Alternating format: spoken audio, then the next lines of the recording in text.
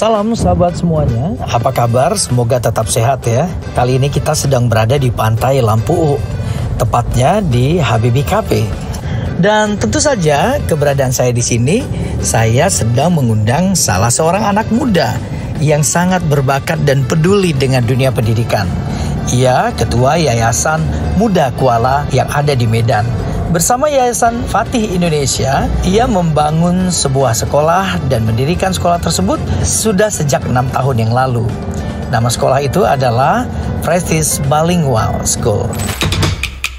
Education, knowledge, books review, inspiration,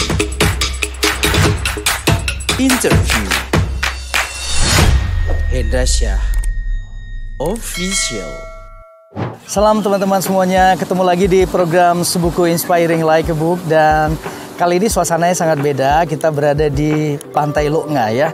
Kebetulan pada hari ini ada sesi gathering di mana beberapa orang tua dari sekolah Prestige Bilingual School di Medan, kemudian orang tua dari sekolah SD, SMP, SMA di Fatih Bilingual School Putra yang ada di Kota Banda Aceh, dan juga Tekunya Arif Fatih Bilingual School Sekolah Putri SD, SMP, SMA yang ada di Banda Aceh. Dan ketiga sekolah ini berada di bawah Yayasan Fatih Indonesia. Dan kalau di Medan memang Yayasan Fatih Indonesia bersama dengan Yayasan Muda Kuala. Nah, kebetulan saya bertemu dengan ketua yayasannya dan memang sangat muda. Bang Teku Raji, Teku Paru Raji ya Bang ya? Teku Paru Raji, Bang Raji. Bang Raji ini yang pertama kali datang ke Banda Aceh atau gimana? Sudah kesekian kali. Kesekian kali ya? Udah ke Sabang pasti ya? Sudah. Udah ke Sabang, udah ke Loknga. Bang Raji ini banyak yang tanya nih, pengen bisa menyekolahkan anaknya juga di Prestige Bilingual School yang ada kelompok bermain, ada SMP, dan Juli nanti akan ada dibuka sekolah SMP ya, ada SD, SMP, TK, SD, nanti akan ada SMP, playgroup, TK, SD, dan Juli nanti insya Allah kami akan buka SMP. Suka SMP ya, dan sudah banyak sekali yang antusias ya. Insya Allah sampai saat ini, ya. Alhamdulillah hasilnya lumayan.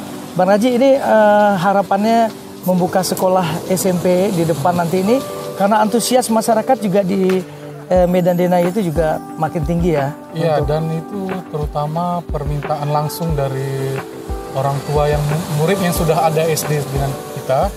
Mereka meminta, ayo segera bangun SMP. Kami nggak akan mau ke tempat lain, kami hanya ingin SMP di sini. Iya. Jadi karena dorongan dan permintaan dari orang tua murid yang antusiasnya cukup tinggi ya, tidak ada salahnya kami membuka SMP juga. Membuka SMP. Dan insya Allah akan terwujud di Juli nanti ya, di ajaran baru ini. Ya. Nah kalau kita melihat profilnya nih Bang Raji, SD, kemudian ada juga playgroup ya. Itu anak-anak, saya kan kemarin sempat diundang ya di ulang tahunnya Prestige yang ke-6. Terus saya lihat juga di depan anak-anak tuh sangat semangat ya. Bahkan ketika ketua panitia bilang ada anak-anak yang menjadi panitia, mereka sangat serius. Sekolah ini memang menitik beratkan bukan saja pada pendidikan tapi juga pada karakter ya. Pada karakter. Memang wujud kami untuk membangun Prestige bukan hanya untuk akademis tapi juga agamis, dan terutama itu pembentukan karakter. Pembentukan karakter kami paling utama itu dimulai dari playgroup. Jadi nanti setelah dia SD, nanti pun SMP, kemudian SMA, karakternya sudah terbentuk dengan baik dari TK-nya, dari playgroup. Sudah kami bentuk dari sekecil mungkin. Sedini mungkin mereka ya. Tapi memang mereka juga sangat antusias ya. Bahkan kita lihat tanggung jawabnya besar sekali meskipun masih anak-anak gitu. Karena memang itu juga tidak ada paksaan dari guru. Memang mereka yang menawarkan diri, Miss, apa yang bisa kami bantu, apa yang bisa kami perbuat gitu. Kami memang mau membantu, kami mau ikut serta. Makanya lah dari situ kami buat panitia khusus anak-anak Prestige yang itu paling tidak dari kelas 4 SD, 4, 5, 6 SD. Dan luar biasa ya Bang Raji, sejak SD semangatnya juga sudah keren ya, sudah bagus sekali. Dan harapannya untuk membuka kelas untuk tingkat SMP nanti juga sudah mulai dipersiapkan ya. Betul. Artinya kalau masyarakat sudah mau daftar anaknya di SMP juga sudah boleh ya? Sudah dari boleh. Sekarang ya? Sebenarnya sudah boleh. Memang kami sudah menyatakan juga secara langsung kami sudah buka SMP, jadi mungkin akan sedang dipersiapkan untuk market promosi segala macam. Tapi kalau sudah ada yang ingin mendaftarkan atau ingin mencari tahu tentang SMP Prestige, mungkin bisa langsung ke lokasi. Tapi di sana belum boarding school ya? Belum. Jadi anak-anak bisa pulang pergi ya, betul. Belajar. Jadi mungkin bagi teman-teman juga yang kemarin sempat, saya kan promosi nih di YouTube dan di Instagram ya, banyak yang mengirimkan DM, nanya sekolahnya dari mana gitu. Di sekolahnya ada di daerah Medan Denai ya Bang Haji ya. Di Medan Denai, nanti di situ bisa di searching atau ada di Google ya bisa juga searching itu langsung ketemu ya. Sekolah Prestige Bilingual School. Dan pendaftarannya juga sebenarnya bisa diakses juga lewat websitenya ya. Salah satunya Prestige ini websitenya juga sangat gampang diakses, mudah, informasinya banyak, dan anak-anak sepertinya insya Allah akan senang ya. Pasti. Banyak aktivitas. Kalau sekolah sendiri Senin sampai Sabtu atau sampai Jumat saja? Senin sampai Jumat. Tapi sampai kalau Jumat. Sabtu kemungkinan kalau ada klub yang memang tidak ada ketemu waktu di Senin sampai Jumat, mungkin bisa dilakukan di hari Sabtunya. Iya. Dan teman-teman juga perlu tahu nih, ketika menyekolahkan anaknya di Prestige, sebenarnya kita tidak saja menyekolahkan anaknya saja, tapi orang tua juga ikut terlibat ya Bang Raji ya. Prestige ini di bawah Yayasan Muda Kuala dan juga Yayasan Pati Indonesia. Jadi kegiatan orang tua cukup banyak juga nih membersamai anak-anaknya. Ada yang klub badminton, ada yang sepak bola, ada yang futsal, kemudian ada cooking, ada moms clubnya juga. Wah itu seru, dan anak-anak juga banyak aktivitas yang jadi ekstrakurikulernya juga yang baik sekali gitu. Dan tentu saja banyak tantangan-tantangan ya yang dijalani dan juga dirasakan oleh Bang Razi dalam menjalankan aktivitas pendidikan ini. Kita juga akan dengar bagaimana testimoni dari beberapa orang tua yang sudah menyekolahkan anaknya di lembaga pendidikan ini. Laku orang tua saya sangat puas. Dan karena kewaspadaan saya punya anak 3, yang 2 saya masukkan ke sana, 1 TK, 1 masuk kelas 2. Yang 1 kelas 4 di tempat lain saya sekolahkan. Karena memang sebelum Prestige ada, sekolah itu sudah ada. Sebetulnya kalau dalam hati saya sih tidak ada perbedaan sekolah itu. Kalau pengalaman saya sebelum-sebelumnya. Tapi ternyata setelah 2 tahun berikutnya, saya perhatikan anak saya yang di TK sama yang masuk di kelas 2 tersebut. Setelah anak saya kelas 4 dan masuk ke kelas 2 SD, saya bandingkan sama anak saya yang sekolah di tempat dia semula, mempertahankan tempat semula. Ternyata salah, saya menilai sekolah itu sama. Dengan bukti nyata, cara berbahasa, baik juga bahasa Inggrisnya. Sementara yang saya keluarkan sama anak saya yang sekolah di tempatnya semula, dia sudah saya leskan bahasa Inggris. Sudah mengeluarkan dana saya spesial les bahasa Inggris. Masih kalah juga sama yang sekolah di Prestige. Apabila mereka di rumah berbincang-bincang atau lagi belajar, kalah siabangan. Jadi di situ saya merasa ada kepuasan tersendiri bagi saya. Ya selain daripada itu, kekeluargaan di Prestige itu sangat-sangat jauh lebih daripada sekolah yang lain. Ibarat keluarga. Jadi kita ditunjukkan, dibuka cara pengajarannya dan diminta apa yang perlu untuk anak kita. Di situ satu yang paling memuaskan bagi saya. Ini saya lagi dengan Pak Asnawi. Pak Asnawi ini juga dia menyekolahkan anaknya di salah satu jenjang di SD ya Pak ya. SD di Tekunya Arif Patih Bilingual School. Nah kita tanya nih apa pengalamannya Pak Asnawi agar bapak-bapak lain yang bertanya pengen nyekolahkan anak, apa aja kemudahannya dan apa yang paling membuat Pak Asnawi itu jadi tertarik menyekolahkan anak di sana. Saya ceritakan, namanya Faris, anak pertama. Pertama saya anak laki-laki, otomatis kan ayahnya pingin memberikan yang terbaik untuk anaknya supaya nanti dia lebih pintar, terus masa depannya lebih bagus. Maka saya sekolahkan anak saya di Pati karena menurut penilaian saya sekolahnya sudah sangat bagus, sistem belajarnya sudah seperti sistem belajar anak kuliah seperti S1, D3. Sistem belajarnya sudah menggunakan bahasa Inggris karena menurut saya bahasa Inggris itu sangat perlu apabila nanti dia berhubungan dengan dunia luar. Jadi apabila nanti dia belajar mencari bahan pelajaran, otomatis kalau dia menguasai bahasa Inggris dia lebih gampang untuk menemukan referensi masalah pembelajarannya. Terus selain itu saya lihat yang paling penting agamanya udah sangat bagus karena di situ biasa mereka kalau pagi melaksanakan salat duha, terus ada seperti hafalan-hafalannya juga, ada setoran hafalan, terus yang paling penting di sekolah mereka ada masjid. Jadi mereka dilatih sehari-hari untuk salat berjamaah. Itu menurut cerita dari anak saya, Faris. Jadi setiap hari mereka dilatih untuk menjadi imam. Mereka membuat jadwal setiap hari untuk menjadi imam supaya bisa untuk memimpin salat dan memfasilkan dalam hal untuk bacaan-bacaan sholatnya. Jadi ada cerita lucu juga, temennya pada suatu hari saya pernah bertanya sama temennya Faris, siapa yang suka nangis di sekolah? Ada temannya yang bernama K. Kenapa nangis? Karena dia waktu hari itu tidak bisa jadi imam. Makanya saya terkejut. Berarti begitu menariknya anak-anak sekolah itu untuk belajar jadi imam sholat.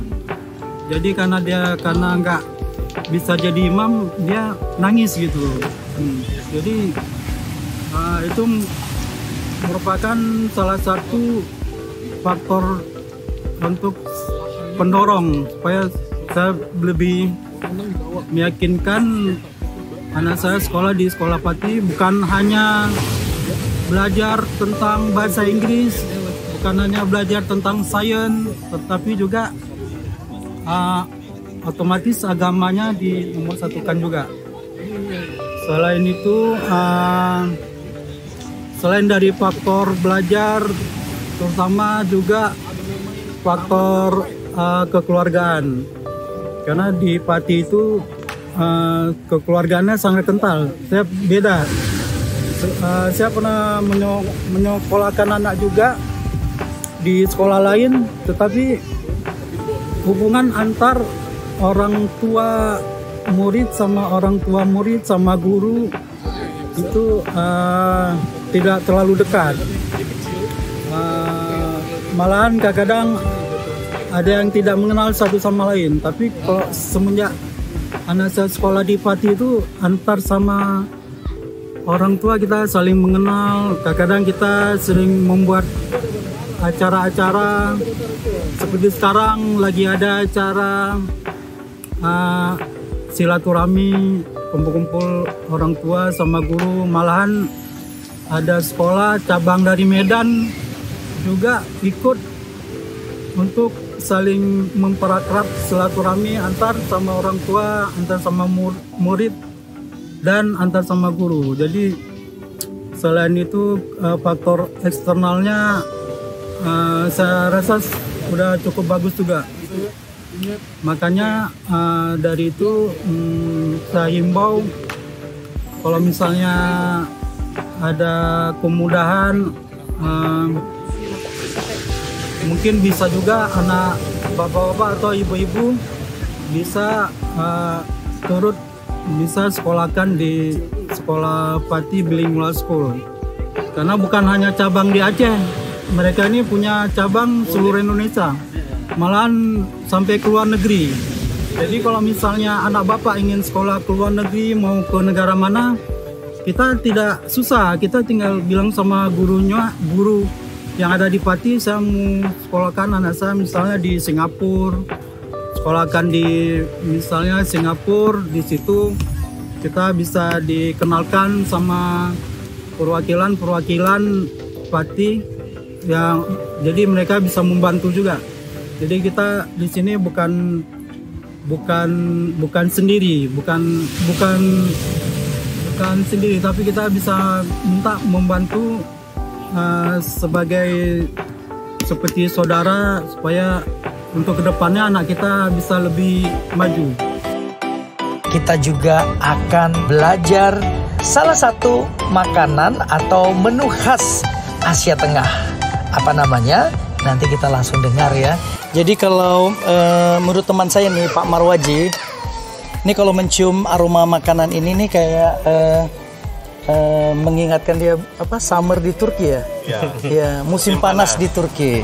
Ya kalau Marwajabi cuman musim panasnya aja di sana. Kalau orang-orang yang belajar di Turki, kuliah di Turki, mereka musim panas, musim dingin gitu ya. Musim dingin. Asal jangan musim Iya. Jadi kalau musim panas, maksudnya tuh musim panas tuh aroma makanannya ya. Ya, pagi-pagi sarapan, bangunnya agak telat, bangunnya agak siang. Kalau musim panas kan ininya panjang ya. Malamnya panjang. Bukan dong. Siangnya panjang. Jadi tapi mereka nggak cepat-cepat bangun. Oh. Jadi bikinlah kayak gini dengan keluarga di luar, di depan rumah. Habis itu kita kenal namanya sujuk. Sujuk namanya ya. Sujuk. Bukan sejuk. Sujuk. Sujuk. Kalau sujuk ini campuran daging sama telur ya, Jengget Sabi? Sujuknya. Kalau makanan yumurta, sujuku yumurta. Artinya sujuk dengan telur dengan sujuk. Sujuk ya, betul. Tapi sujuk itu cuman yang sosis saja. Sebenarnya sosis definisinya daging digiling dicampur dengan bumbu-bumbu. Tapi yang beda adalah dia dimasukkan ke dalam namanya itu kayak usus ya sebenarnya itu. Enggak, ini intestin Abi. Intestin yang bagian luarnya. Bisa consumable Abi. Ya, Consumable. Bukan pakai plastik luarnya gitu. Bukan. Dan mereka Memang consumable Abi, itu intestin dari sapi. Oh, dari sapi. Mereka isi intestin oke. dari sapi, bersihin dulu. Jadi habis itu mereka digiling dengan banyak ini bumbu-bumbu yang khas Turki. Bumbunya khas Turki juga. Habis itu mereka nunggu keringkan dulu. Keringkan dulu, airnya semuanya keluar. Airnya dari intestin tadi keluar semua. Oh. Nih teman-teman, ini penampakannya sujuk ya. Dibacanya sujuk. Sujuk. Kalau C ada ekornya di bawah. Dibacanya sujuk, tulisannya sucuk. Ini Anadolu Tempatnya ya. Buatan. Jadi ini yang udah selesai ya. Tapi kalau yang disampaikan Jengget Sabi tadi itu ingredientnya ya, seperti buatnya ya. Oke. Ini bisa kita dapat di pasar-pasar online bebas gitu ya? Bisa ya? Di Indonesia saya belum. Susah. Di Indonesia kayaknya tidak dibuat ya. Tidak diproduksi. Tidak diproduksi Impor harus. bisa. Kalau impor bisa, cuman impornya yang paling dekat Australia ya, atau Australia. mungkin Singapura ada ya. Singapura ada. Jadi kalau kita di sini mesti pesan online. Atau hubungin enggak kalau di agen di sini sebelah. kalau ada teman yang datang dari luar bisa pesan. Ya kalau teman datang dari luar kita bisa pesan. Apalagi orang asing sebenarnya bawa sujuk juga dari hometownnya. Untuk oleh-oleh. Ya untuk 1 tahun. Oh gitu. Rindu gitu. Kalau kita kalau ke luar negeri mungkin bawainnya terasi, kecap, sambal, gitu. mie. Nah kalau mereka ini kayak sujuk ini ya. Berarti kalau buat 1 tahun lumayan juga ya berapa? Kan belinya bawanya nggak cuma 1. Iya. Hendrabi, kalau ini kita mungkin makan sebulan 2 kali. Sebulan hari 2 Minggu kali. aja, hari Minggu aja biar ada semua keluarga bisa sarapan. Jadi hari-hari biasa kita nggak berani. Sayang. Iya, sayang. Oh, jadi dihemat-hemat ya, Hemat, supaya betul. bisa Betul.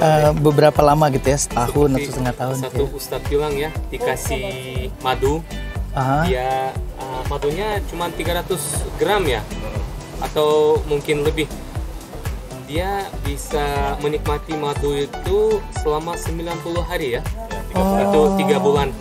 Tapi ada anak-anak muda yang dia bagi setengahnya, mereka di dalam 3 hari habis semua. Ya.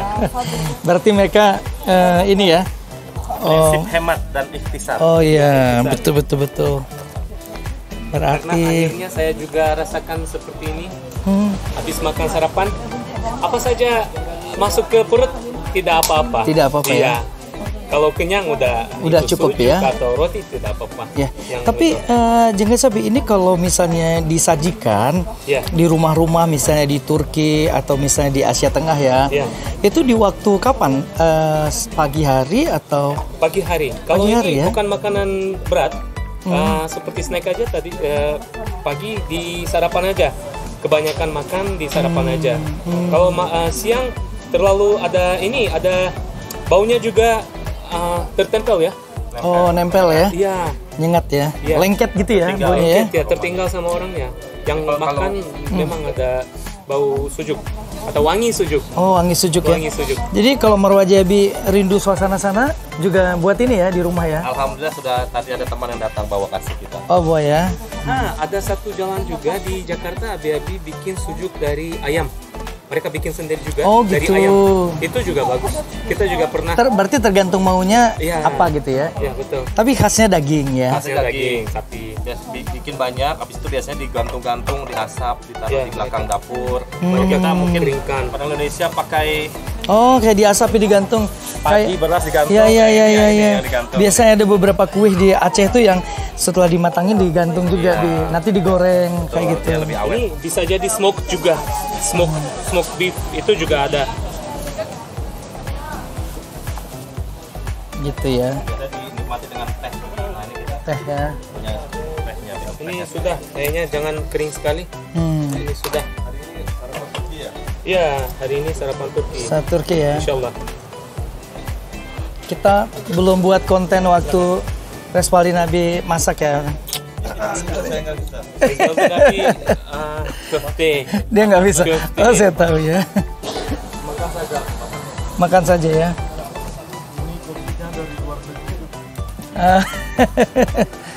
Iya. Pak Ridwan tahu ini, Pak Ridwan? Udah pernah rasa ya? Belum ya. Itu ditutup supaya hangat ya? Yang mana Bi? Ini yang udah itu, selesai ya? ini supaya masih ada ini segar. Untuk lebih masakan. Lebih masak. Oh, lebih panas ya? Karena di atasnya belum ini ya. Belum siap. Belum masak. Belum masak. Ini sama. Ini menemen. Iya. Menemen udah. Berarti itu tadi persis gini juga ya awalnya Ya, ya? ini untuk 2 meja. Ya, Persis oke. sama, insya Allah. Jadi teman-teman ini namanya sujuk ya, Pak Marwaji, ini namanya sujuk. Ini biasanya disajikan di pagi hari ya, Bi ya? Iya, Pagi hari untuk apa? Jam berapa sampai jam berapa, Pak? Sarapan pagi ya? Ini harus dimakan cepat. Iya. Harus makan cepat ini. Kalau dingin nggak enak juga. Oh gitu. Harus makan ketika masih hangat, masih panas. Tapi ini tetap harus tunggu dulu ya. Ini perlu Ini satu apa? panci. Panci berapa telur? Tergantung ukuran panci. Kalau panci ini 24 ya. Kalau ini 6 atau paling 7. 6. 6. Baik. Ya. Luar biasa. Misal ini dua-duanya cepat. Tapi Siapa bisa masak gitu. ya. Sorry ya, Bi. Biar masuk suaranya. Ya. Oke, itu apa, Abi? Supaya cepat gimana tadi? siapa-siapa bisa masak dan cepat sekali. Misal untuk sarapan ini mungkin 10 menit cukup. Mungkin 10 menit saja cukup. 10 menit Ya. Oh, saya enggak. Tapi tetap di sini Abi. Pasnya. Ini 10 menit ya. 10 menit. 10-15 menit saja. Oh, 15 menit. Biasanya itu di kampung di Turki biasanya orang-orang di sana pagi-paginya seperti ini ada lagi roti di sana. Ini aja. Biasanya Sarapannya banyak ya sarapannya seperti ini. Ada Tomat, olive, zaitun ya, zaitun biasanya ada. Banyak keju yang madu, recel, jam, ya, selai, sama mentega. ya. Mentega pasti ada. Di Asia Tengah sarapan Turki terkenal menjual populer sekali.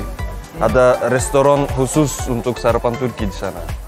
Ya, kalau mau sarapan langsung ke sana. Pagi-paginya segar. Iya.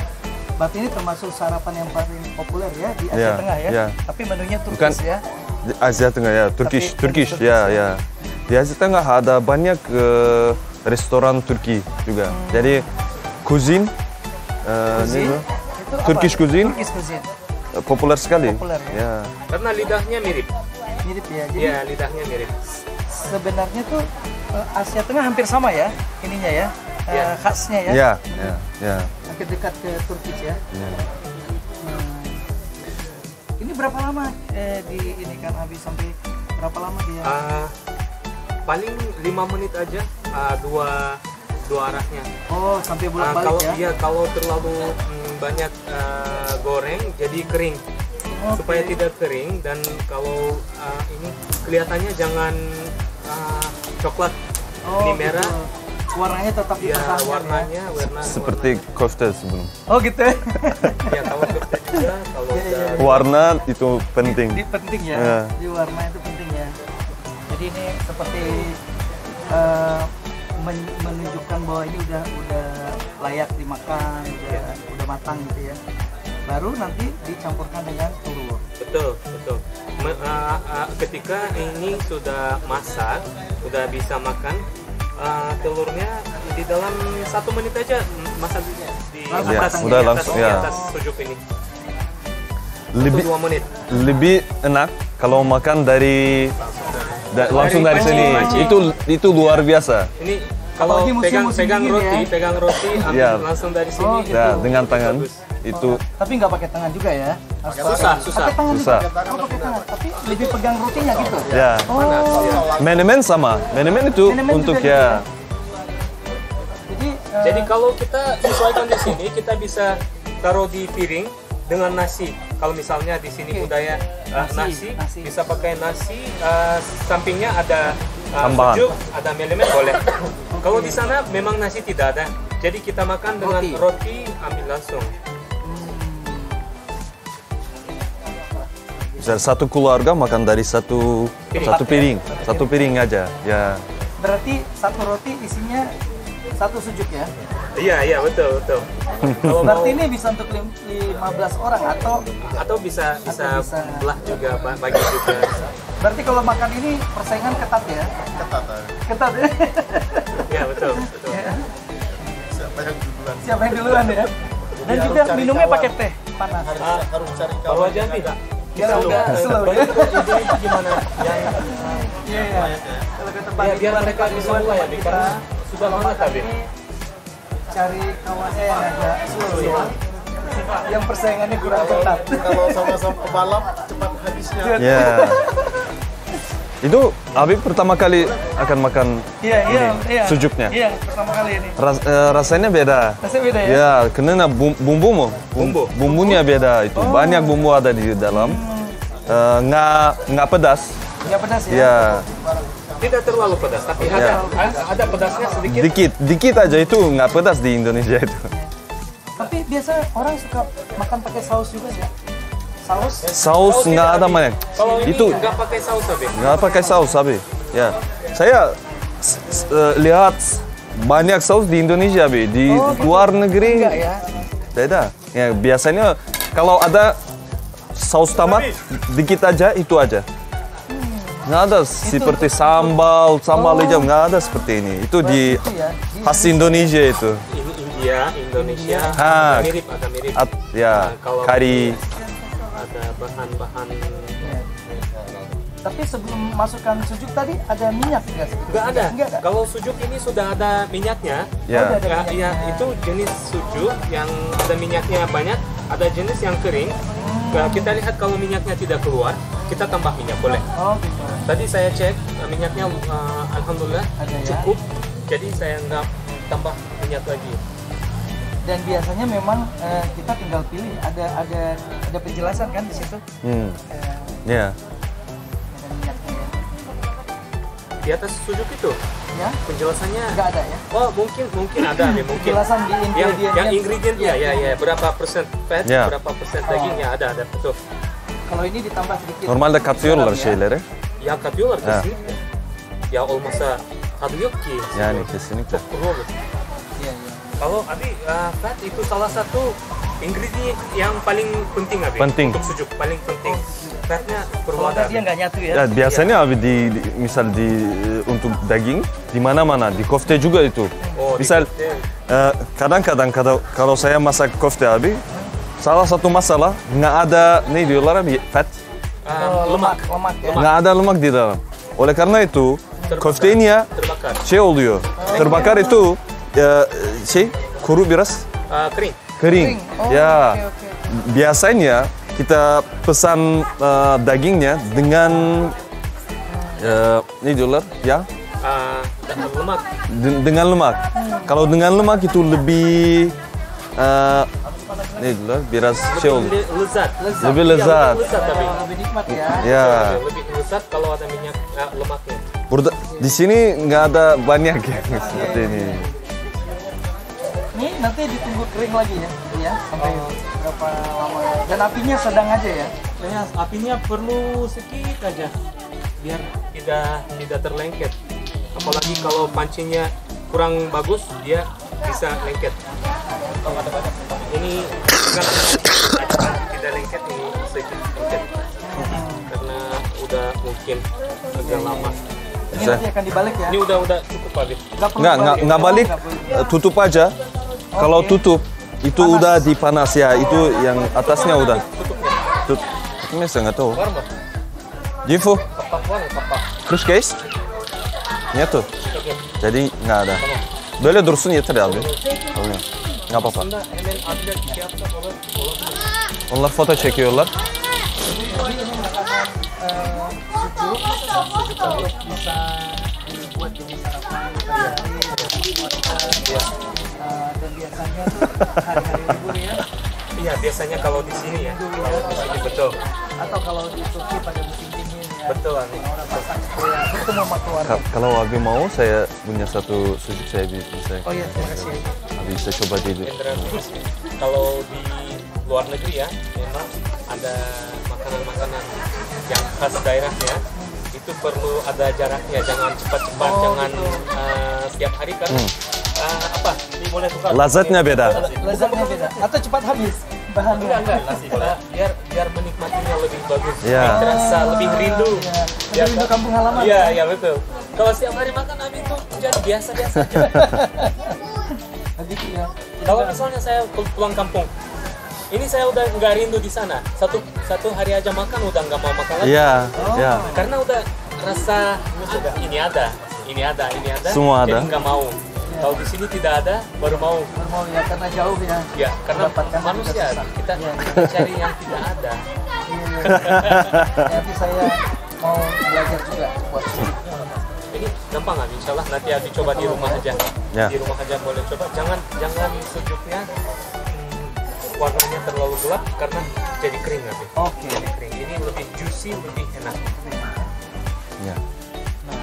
Nah, sekarang beralih ke teman makan sujuk. Temannya adalah minum teh ya. Ini teh juga khas kan? Tapi apinya bisa sedikit dikurangi ya kecilin. Ini Abi bisa cerita nggak tentang abi Sung Sabi mungkin bisa. Silakan ini. Abi sini. Bahasa saya kurang abi.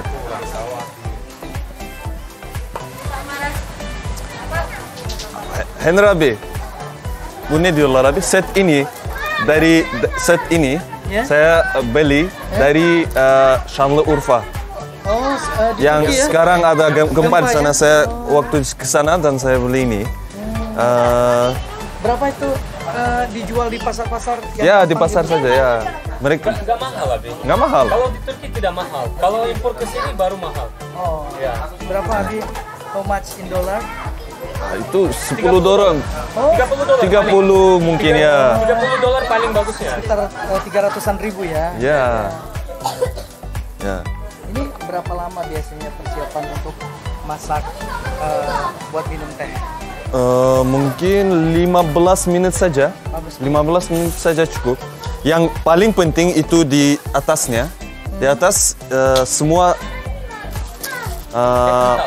teh kental di atas. Di bagian atas? Ya.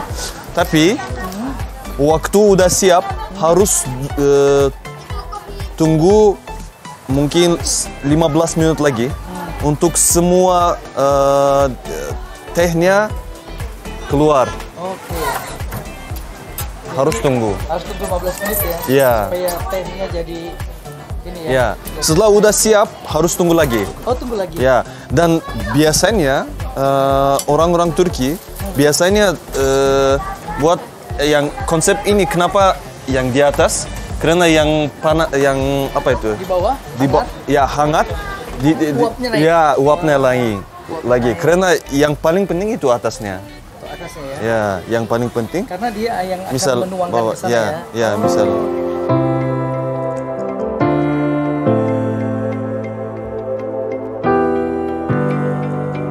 Nah, setelah itu kita juga akan jalan-jalan. Jalan-jalan kita adalah menuju ke tempat objek-objek wisata. Kebetulan beberapa teman-teman saya yang datang dari Medan belum pernah berkunjung ke Masjid Rahmatullah yang selamat ketika gelombang tsunami dan gempa Aceh tahun 2004 yang lalu.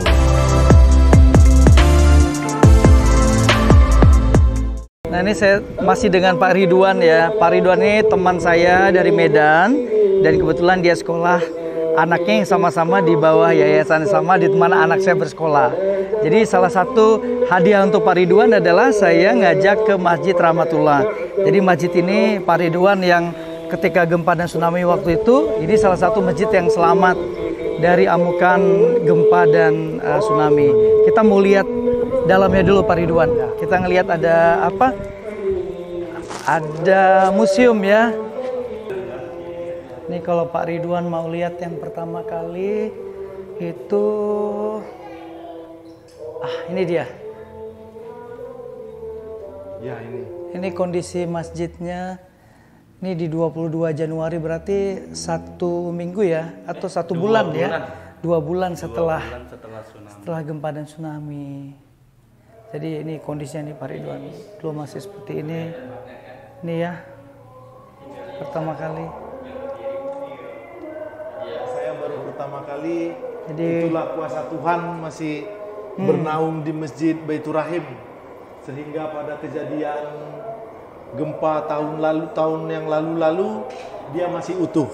Di situ kita merasa takjub bahwasanya kuasanya masih ada di dalam Masjid Baitur Rahim.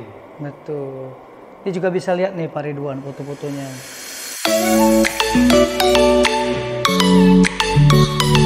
Nah, tadi kita sudah mengunjungi Lampu dan Masjid Rahmatullah, dan ini adalah salah satu situs yang bersejarah juga, Museum Tsunami Aceh. Kita bisa banyak belajar di sini tentang apa saja yang terjadi ketika ada gempa dan tsunami Aceh di 18 tahun yang lalu. Ayo kita ikuti beberapa tempat yang barangkali teman-teman belum kunjungi.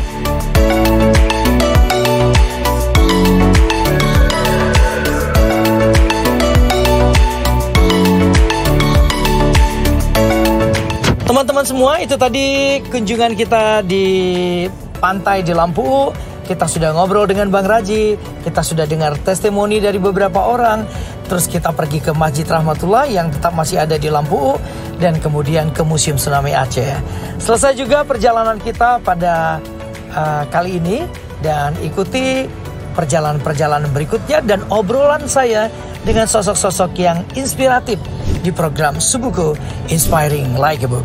Bagi Anda yang belum subscribe channel ini, like, share, and comment, dan semoga bisa memberikan manfaat yang luar biasa. Sampai ketemu lagi. Assalamualaikum warahmatullahi wabarakatuh.